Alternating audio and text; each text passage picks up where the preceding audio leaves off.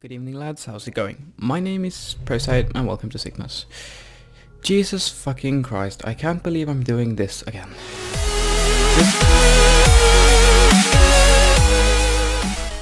If you just knew how much I hate you guys right now, sorry, but I've tried to record this times 3 times now. Like, look at this. Look at this. I have 2 save files.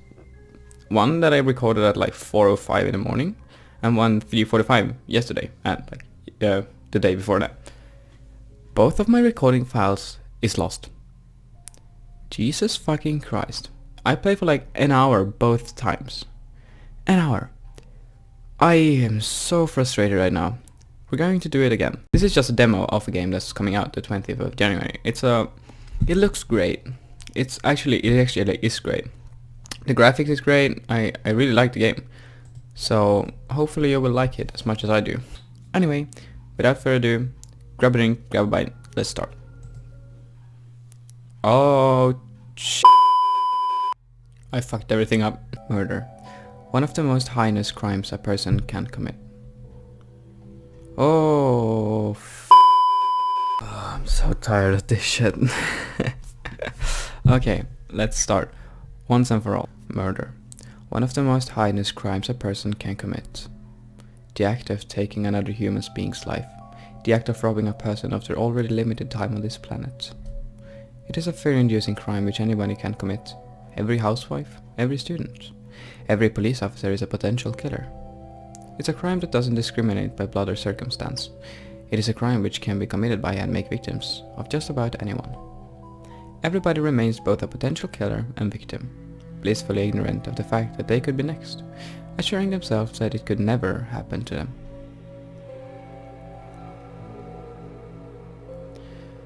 And so, as a result of that naivete, those very people never see it coming. Though the scene before me may seem horrific, in this case, as with so many others, there was no great story behind it. There was no build-up, no resentment between the victim and myself, no mutual hatred that gave us reason to fight. We didn't spend years at each other's throats. We had never fought before and neither one of us saw this coming. In reality, this is the result of a simple, common scenario, one we've all heard before. A penny-pinching employer, a bankrupt employee, and a denied paycheck. Truly, there was nothing special about this encounter.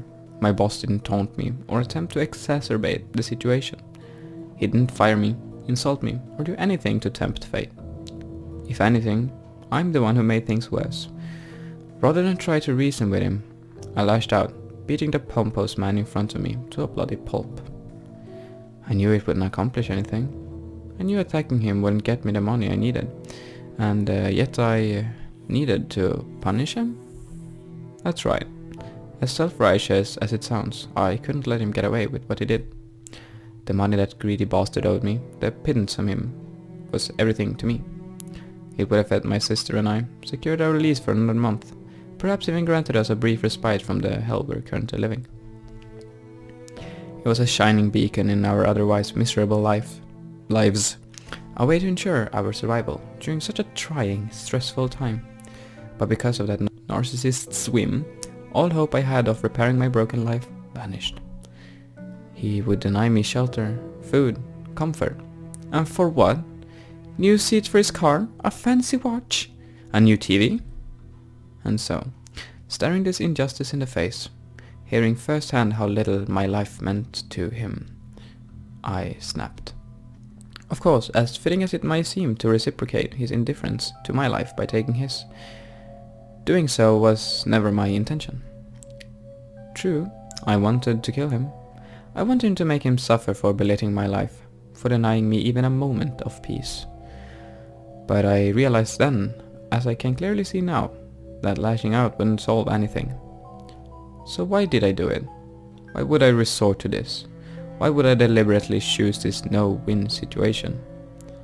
If I were to commit a criminal act, why resort to violence rather than theft? If this were truly about my wages, why seek revenge rather than alternative means of compensation? Unfortunately, there's only one answer I can give in which I am confident. You're losing your mind. It isn't the first explanation that came to mind, but it does make sense. A few hours ago, I would have laughed at the cliché of a criminal blaming the voices in their head, even more so at the notion that a person would act on the silent words of an unseen entity. However, as evidenced by the corpse at my feet, those words aren't so easy to ignore. As I attempted to survive in this two-class society, willfully believing that I was somehow immune to the corruption and classism plaguing this town, there was always a voice whispering to me, telling me not to believe the good fortune around me. A voice filled with skepticism and doubt, preempting the inevitable, telling me to take action before it was too late. But you didn't listen. That was my first mistake. I ignored the benevolent advice offered to me, the predictions now shown to be accurate, the good fate I received from someone asking for nothing in return. When it told me to stay in school and live with a guardian, when it told me to seek work elsewhere, when it told me to look for a home somewhere safer, I didn't listen.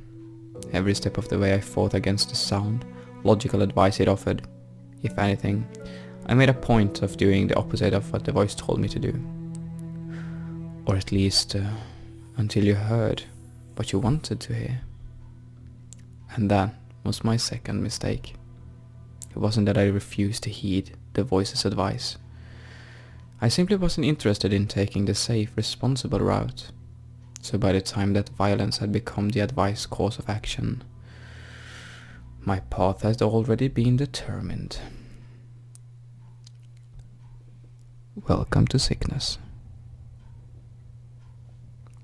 Chapter 1. A New Life. Monday evening, September the 5th. Less than half an hour ago, in this very room, I committed a serious crime. A very violent crime, the kind of crime for which people go to prison, without any hope of ever leaving. I lost control of myself, attacked my boss, and without a doubt ended my short time working in this place. I acted on impulse as I stared in the face an injustice that threatened to take away my home, allowing myself to do the only thing I could avoid, to feel powerless. But as the adrenaline wore off and the tension cooled, I soon realized my mistake. I saw clearly the fresh corpse at my feet, the stained carpet beneath it, and the bloody hands responsible for everything before me. And so I started my own handiwork, accepted the gravity of the situation before me, and took immediate steps toward regaining control once more. You know, when you called me here, I figured you needed my help with something not strictly legal. But this? Suo, my man, you have outdone yourself. You really do have a bright future ahead of you. Unfortunately, given my dire situation, my options were quite limited. Staring an imminent prison sentence in the face, I called upon Marcus, a co-worker of mine. Contrary to his crappy dye job and lean figure, Marcus is a man of many trades, several of which aren't entirely legal. Since the moment I began working here, Marcus has been open about his criminal dealings, more than once hinting that he could help me or vice versa. And other things have come to this. It's time for me to make good of that promise. Oil is talking more lifting. I'm here to help you two out, not take care of everything myself. The second Marcus saw our boss in his current state, he understood the situation. Without asking a single question, he promised to help me out of my predicament, thereafter calling a man whom I'd never met before. And surely enough, upon seeing our boss's corpse, the stranger smiled to himself and grabbed Mr. Muido's leg, dragging his body into the doorway before requesting assistance. Don't be like that. Surely a big strong man like you can lift that weedy piece of shit by yourself. And get this poor sap's blood all over me in the process? Either give me a hand or do this yourself. Marcus and his acquaintance carried my boss's corpse into the stranger's van, which was parked just outside of Moody's office. Thanks to the proximity of my boss's office, nobody heard our scuffle over the machinery used within the warehouse. And Marcus' acquaintance was able to block visibility and access to the office with his vehicle. Even so, despite knowing how fortunate my circumstances were, I couldn't help but feel anxious. Whether these two successfully cover up Muda's death or not, there's no way this can end well. All it would take is one witness, a slip of the tongue, and I could wind up in prison. And even if I do get away with this, What then? Will I be indebted to Marcus forever? Will you ask for something extreme in return for his silence? No matter what scenario I envision, it doesn't bode well for me. Phew, that bastard's heavier than he looks. Tell me about it. I thought my corpse handling days were long over. His, corpse handling days? This guy sounds like the right person for the job. But just who is he? Anyway, I'll handle the disposal. You two clean up in here, right? You're the boss, Andre. Just leave the rest to us. After all, that'll give us time to talk about repayment. And there it is. It's not unreasonable for Marcus to expect something in return. I called on him knowing full well that I needed to repay the favor. Even so, just thinking about how he'd expect me to repay something like this. What do you have in mind exactly? Oh, nothing big. At least not for someone like you. But really, before we get into that, I've got to tell you. I picked you as a fighter from the moment we met, but to actually kill somebody? I seriously underestimated you. Marcus makes it sound like I plan on killing Mudo from the start. But I'm no killer. Even if I've been in my fair share of fights, I've never tried to kill someone before. With that in mind, I have the perfect job for you. I'm sure he does. But given the events leading up to this moment, I have to ask. Is it a legal job? ... Sure, why not? As long as you don't get caught, of course. Figures. Oh, cheer up, I'm just messing with you. I've got a perfect job in mind for you. You'll be able to rake in money, feed that aggression of yours, and pay off your debt almost immediately. Interested? Hang on, you're offering to pay me while I repay you? Of course. Considering the reason why we're here, I thought it would be better not to get between you and your money. ... Whatever the case, what kind of job are we talking about? I brought you here to get me out of trouble. There won't be any point if you just drag me in deeper. Ha! You really don't have any faith in me, do you? Well, so be it. Just keep in mind that you're worth more to me alive and well than in prison. ... That is a fair point. Now, not that you have a choice anyway. If you want all of this kept secret, then you're gonna do exactly as I say.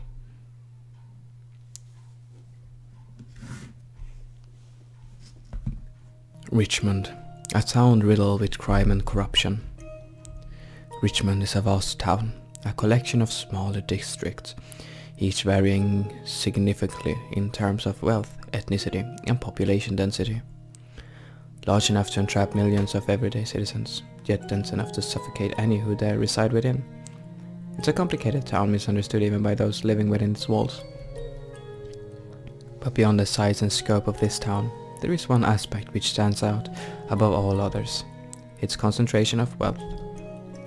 This is a town wherein the wealthy flock together, creating their own small utopia. They build up selective parts of the city, sculpt the law to their liking, and generally get away with whatever their bank balance will allow. The end result has been the creation of a state-sized town comprised of countless districts varying from wealthy suburbs filled with hospitals and schools to those lacking even phone lines. Put simply, this is a two-class society, heavily favoring the rich. As someone living in a wealthy suburb while working among the poor, I'm fairly familiar with both sides of the city. Thanks to those who cling to every cent, labor can be commissioned for next to nothing, making Richmond a surprisingly cheap place to live. Public transport is constant, resources are plentiful, infrastructure is abundant, and the town keeps growing. For those with the money to support themselves, this isn't a bad place to live. On the other hand, with so much competition for work, most residents have no other choice but to accept whatever work they can, and to slave away for as little as necessary. Slave wage is a standard practice, workplace safety laws don't apply, and it's every man for himself. For anyone without a white-collar job, this town is hell. And with mere weeks left on our lease, it won't be long before my sister and I experience that hell for ourselves. Of course, looking back over our lives until this point, I can't really complain. Before our parents passed away, Sarah and I lived sheltered, easy lives, never worrying for a second about houseworks or finances. We lived good lives in a safe neighborhood. We attended an adequate school, ate healthily, and were never far away from medical help. So now, even with all of that being stripped away, we're still better off than most others in our situation. Or at least we would be if I hadn't just single-handedly destroyed our new lives. No matter what excuse I gave, whether I blame my boss's penny pinching, the foreign anger I felt surging through my body, or merely my desperate need for cash, it doesn't change the fact that I killed a man. Even so, I don't feel guilty. I barely even regret the loss of life. If anything, it was the most fun I've had in months. A single moment of pure bliss taking me away from the harsh reality of my new life. Rather, what's eating away at me now is the imminent aftermath. Thanks to my selfish act of revenge and self-indulgence, I now have to explain to my only family why, after a mere 2 weeks in this house, we'll be forced to move again. Without a stable source of income, we won't be able to live here much longer, and I refuse to allow my sister to be subjected to the discrimination and crime that makes the city so unlivable for the poor. But with my only chance of recovery resting in the hands of a friend who essentially blackmailed me into meeting with him tonight, I have no illusions over how this will go. So if my choices are to give Sarah fair warning before our lease expires, or to place my faith in a criminal whom I've known for mere 2 weeks, then, well, can I even call that a choice? As soon as I entered my temporary home, I noticed a pleasant scent coming from the kitchen. Following my nose, I traced the source of the scent back to the chef of the household, who immediately ran over to my side. I'm going to have to take some ice cream for this voice because it's really, I don't know. Welcome back. I thought it was about time for you to get home. I've been waiting all afternoon. The young girl waiting for me was Sarah, my twin sister, the only family I have left. Unlike me, Sarah is still in school, so she's been getting home a few hours earlier than I have lately, giving her ample of time to take care of the household chores. Kind, gentle, dependable, smart. Sarah is the image of an ideal little sister, one without whom I'd never made it this far. I'm not that late, am I? Not at all. In fact, you're just in time. In time? In time for what? Given my first observation upon entering the house, I already had a good idea of what awaited me. However, even with Sarah standing before me while wearing an apron. Something didn't seem right. In a house with few appliances and shelves stocked with cheap instant food, my sister, who had never cooked for me before, had somehow whipped up a proper meal in anticipation of my return. I could ignore the fact that this house smells like real food for once. But where on earth did the ingredients and utensils come from? Sarah, where did you get the money for all of this? And since when have you known how to cook? I go out of my way to cook your dinner, and this is how you react? Fine then. I guess I'll just have to eat it all myself. I knew I should have stopped after the first question. Oh well, forget it. Sarah probably just borrowed some things from school, or from one of her friends. Anyway, where have you been? Usually you'd been home an hour ago. Shit, that's right. Given the situation, I hadn't even thought about what time it was. Is it worth trying to come up with an excuse now? So I've dismissed her question and I've made up an excuse, and I feel like dismiss her question is the right way to go. No, better to just play it off. An excuse made up on the spot would just make her suspicious. Just at work. I must have lost track of time. Anyway, did I miss anything? Now that you mention it, something did arrive for you. Sarah removed her apron, simultaneously taking out an envelope from her pocket. Sorry, I know I shouldn't have opened it. Sarah handed me the envelope, which she had attempted to reseal after opening. I peered inside the envelope, and within it I found I shipped these guys so much. Money? Wait a minute, there has to be at least $2,000 in here. I spent a little on utensils and some fresh meat and vegetables. You can't eat the instant noodles every day, you know. Sarah explained to me why the envelope was no longer full, but as I vacantly stared at the money in my hands, she needn't have bothered. Interrupting my agitated thoughts, Sarah took me by the hand and led me into the living room. Sitting on the table in front of the couch were placemats, paired with shiny cutlery, more goods we didn't know mere hours ago. Further to that, 2 steaming plates entered my vision moments later, as Sarah made another quick stop into the kitchen, bringing with her a heavenly scent. "Come on, put down the money and eat." As intrigued as I was by the scene before me, the thought of putting down the cash-filled envelope had yet to cross my mind. After all, before I could relax and eat dinner, there was still something I needed to clear up. "I will, but before that, how and when did you get this envelope?" "Didn't your boss tell you? The envelope was mailed here sometime today." "Well, I get that envelopes are made to be mailed, but an envelope with this much money in it? That's just careless. And extremely suspicious." I hadn't really thought about that. I just found it slipped under the door before I got home." That isn't much to go on, but it does confirm my earlier suspicion. Sarah gets home hours before I do. If this money came from Marcus, he really must have known what would happen ahead of time. Damn it, it feels like I'm being played by that bastard. "Enough about that. Sit down and eat already. You'd better not be stalling because you're afraid of eating my cooking." "What? Oh, of course not." Though it is true she'd never cooked for me before. Oh well, it certainly smells nice enough. Wow, this is actually pretty good. It might be because I've been eating instant food for weeks on end, but this tastes something like I'd actually paid for. Stare. Though it might taste better if a certain someone wasn't analyzing every bite I take. Maybe some feedback will get Sarah off my back. Let's tease her. Tease her is the great one. It's the best one. This is amazing. No, what the Oh shit. Guys, I'm so fucking shit. Jesus Christ. I have no idea what I'm doing.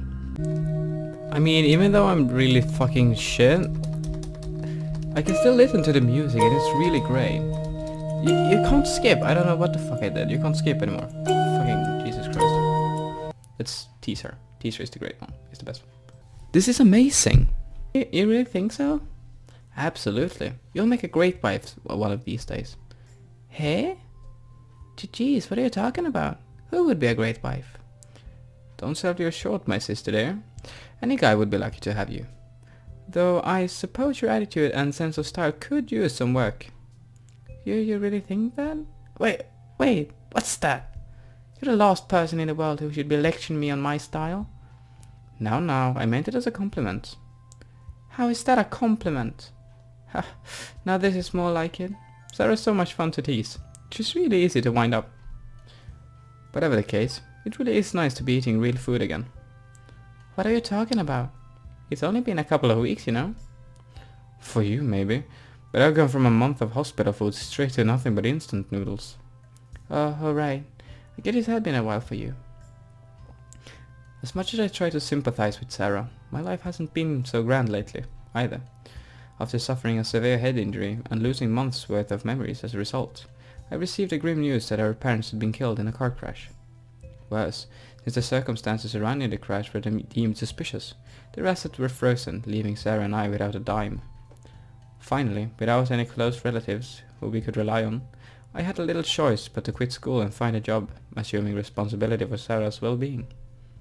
So now, after suffering so much hardship in such a short amount of time, being able to indulge in a peaceful home life like this is a dream come true. Either way, you're right, it is nice. It feels like we've finally gotten some piece of our old lives back. I couldn't agree with you more. And with that in mind, my dear sister, what will be the next step of the Tesla family's restoration project? The what? If we're going to restore our lives to what they were, we need to plan out what we're going to do. What's next? A car? A bigger TV? A live-in maid? Like, I'd let you get a live-in maid, you pervert. But you do have a point. We should have some kind of plan to manage from now on. What do we do next? Need next? There are a lot of things still missing from this house. The The facilities work, and we have minor luxuries, like a television and a refrigerator. But it's still far off feeling like a home. It's not something we need to figure out right now. Just give it some thought. Right. I shouldn't get too excited about spending money we don't even have yet. Besides, we should really be going to bed soon anyway, so we should get a second bed. Huh? I mean, even if there's only one bedroom in this house, there's still room for another bed. That way we wouldn't have to share anymore. I'm sure many people would get the wrong idea if I said that I sleep with my sister. But there's nothing really dubious at play here. This house only has a single bedroom, and until now we couldn't afford a second bed. Furthermore, when I suggested that I take the couch, Sarah insisted that I need to sleep properly for work, and I could tell that she didn't want to be left alone in an unfamiliar house. Given the situation, I'd say her decision was correct. That's a waste of money. It is? But don't you want a bed of your own again? I mean, surely you're sick of... Focus on things we need, not the things we want. Besides, it's getting late. We should think about it tomorrow. Huh? I guess my idea wasn't as bright as I thought. Maybe Sarah isn't ready to sleep alone yet after all. Regardless, Sarah was right about the one thing. We shouldn't get too excited spending money we don't even have yet. I should have told Sarah where that money came from, and that there might not be any future payment like this.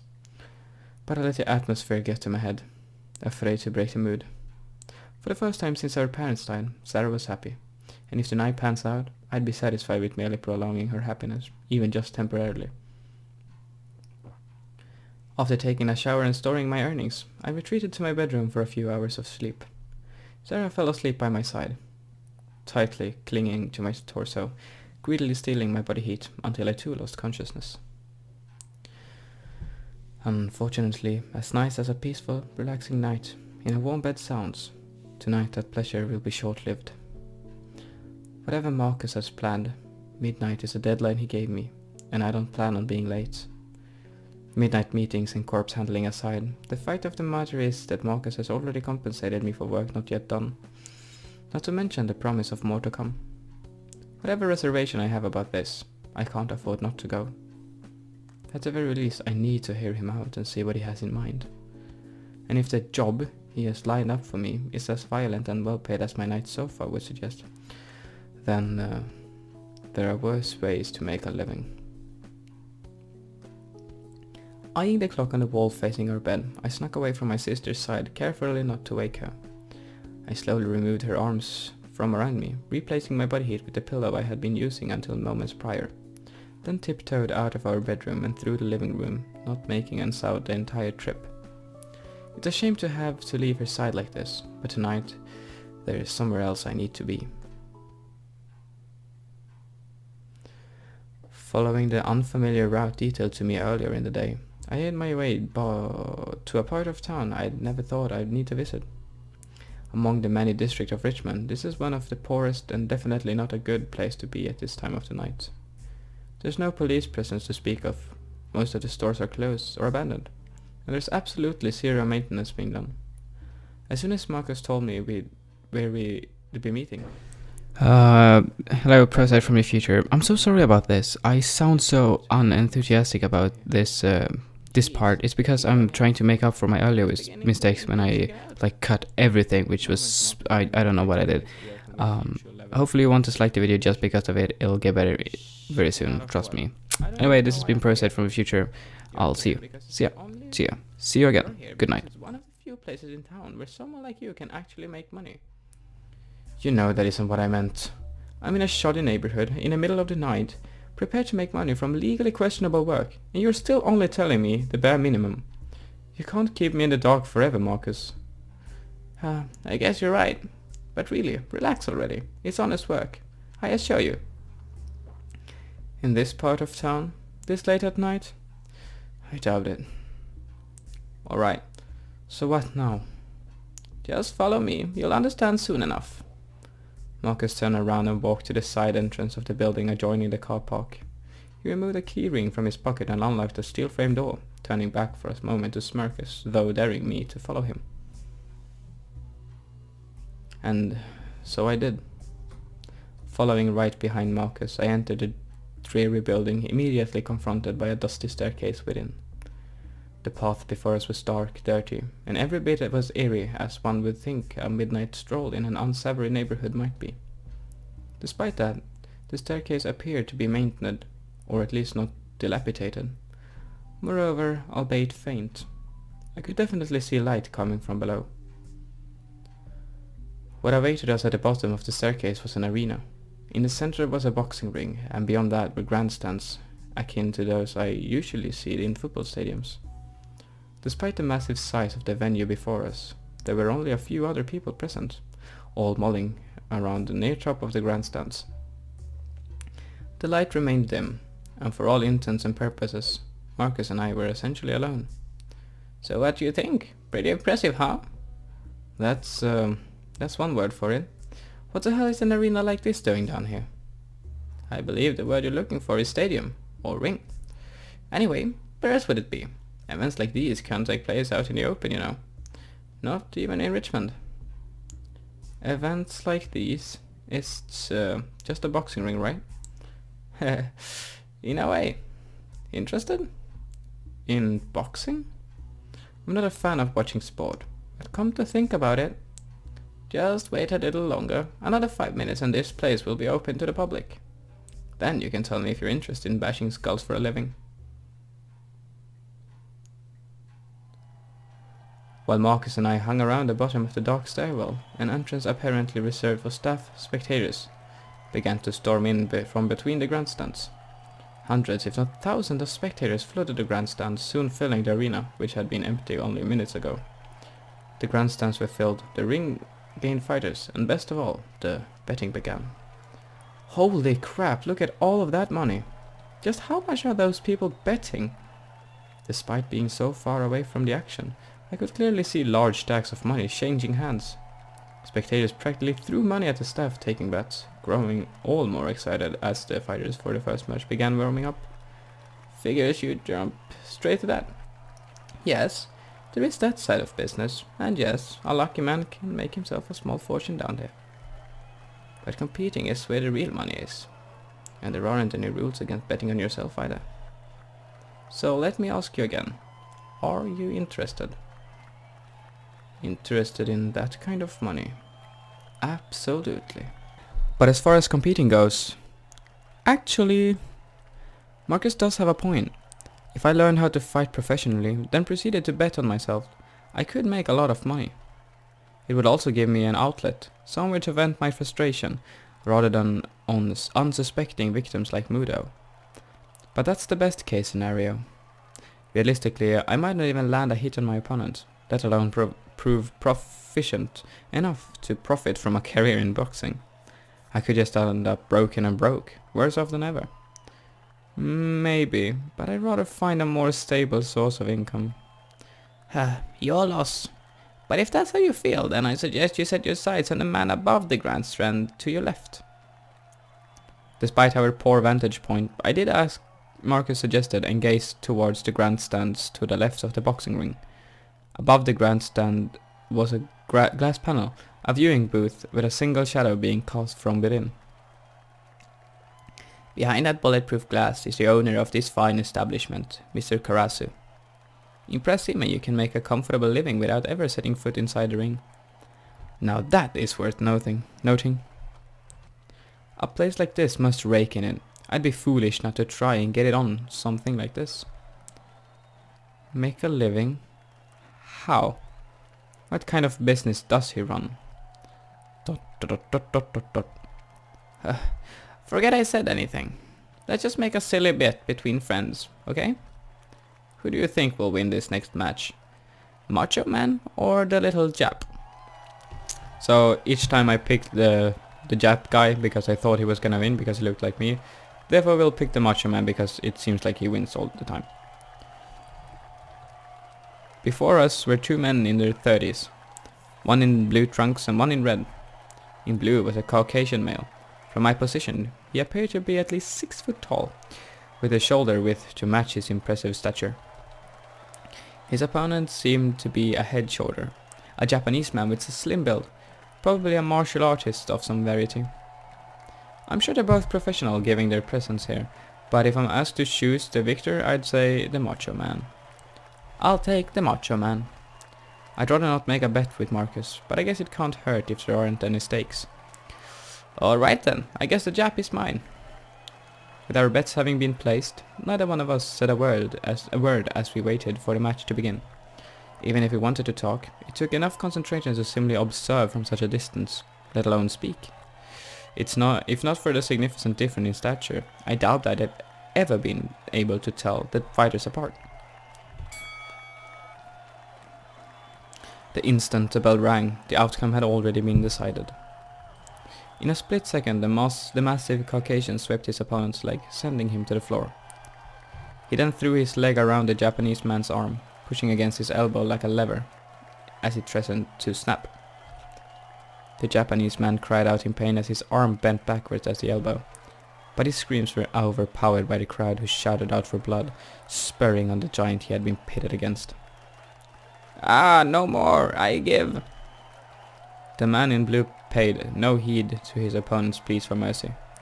Even as the Japanese man cried out in pain, forfeiting without hesitation, the giant continued unabated, glaring at his opponent without even a hint of sympathy.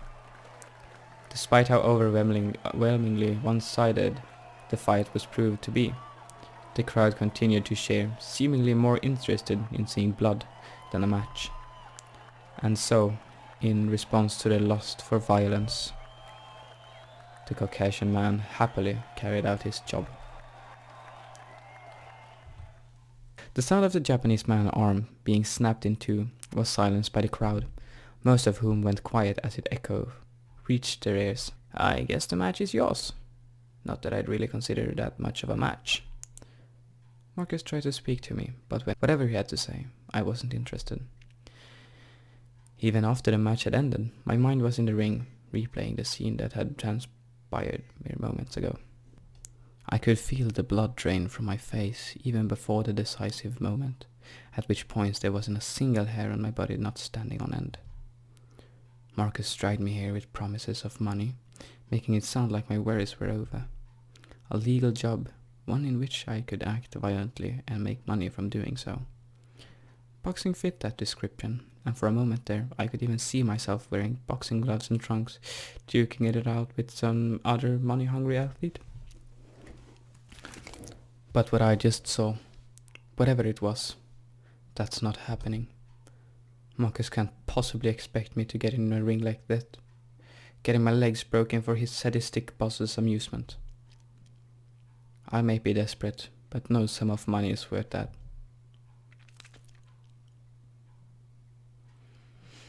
Hidden beneath the thick glass, watching over the behind match you, from afar, stupid the duel idiot. began to wind down as the night's festivities came to a close. Phew, what a night. I can't even remember the last time I watched a fight live. Were they always this gruesome? The pairings are usually more balanced. There's no profit in matches with obvious outcomes after all. Usually, as in not tonight. Do you have to ask? You specifically requested me that we skew the pairings so that different weight classes would fight one another. I did? That doesn't sound like me. Well, you didn't put it quite like that. You wanted to find someone lean, fast and strong, right? Someone who could punch above their weight class. Ah, right. But isn't the selection method a little counterproductive? Why are you asking me? It was your idea. Oh, I see. Well, scratch that. There has to be a less costly method, right? Ah, yes sir. I'll start spreading the word that we're recruiting, and I'll keep your criteria in mind. No, you can't pin this on me. It's your criteria, Si. I wouldn't have a clue what to look for. Very well. I'll pass along my criteria and expand the recruitment drive to include younger fighters. Even then, it might take a while. Finding someone capable is only half the battle. The real challenge is finding someone who's not only emotionally and mentally stable, but also desperate for money. And ruthless enough to kill for it. Jesus Christ, I'm so tired. I have to talk over this because I made no sense when I was finishing this up. Thank you guys so much for watching. This has been the first episode of Sickness. The first chapter is done. I hope you guys liked it, even though it was more of like a quality time with me talking with my ugly voices. Trust me, I am worthless at voices. I tried to make this as like enthusiastic as possible, but at the end I was like super dead tired. So I'm sorry if it was kind of boring more at the end. The next one isn't going to be like that. I recorded this really late. But this has been Sickness. I hope you guys liked it. If you did, leave a comment down below of what you want to see else and or what you want me to improve. And or give it a like and go with the flow. I am Prozite, and yeah, thank you for spending this, how long has it been? I don't know, 40 minutes with me? 35? Sorry. We'll see what we do when the game is fully released. We'll play the demo at least. And if you like it, we'll keep playing. If you don't like it, I'll quit it after the demo. But I'm going to play the demo because I really like this game. Anyway, my name is Prozite. It's been a fun time with you. I'm out. Peace.